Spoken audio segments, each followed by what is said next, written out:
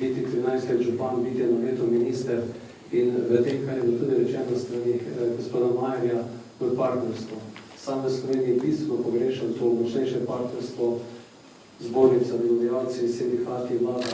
In ko sem imel možnost delovanja na ministrstvu, smo se večkrat prizorili o posameznih uredbah, govorili počasi korak za korakom upravljali tiste stvari, ki so se nam navekle v našo zakonodajni okvir. To mislim, da naslednja stvar, ki jo moramo v bodočnosti narediti. Prvo je izražena danes podjetniška miselnost, velik problem naše zgodovine, ki je še nismo prešli. Pri tem pa bomo, mislim, da prvi korak morali narediti v smer davčne obremenitve dela in v naši stranki bomo predlagali, da na področju dohodnine za 200 milijonov evrov znižamo ta priliv iz dohodnine in da na četrtino tega namenimo predvsem teme najnižjim razredom, kjer ne bomo pritiskali na prejemke plač, ampak da bo enostavno potrebno manj dati državi.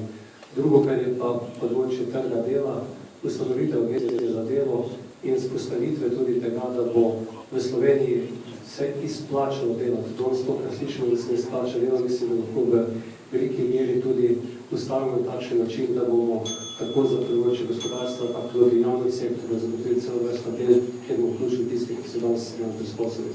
Več pa drugih za nas lahko način. Hvala lepa. Gospod Anja Kopač Mrak je tudi med nami, ministrica za delo.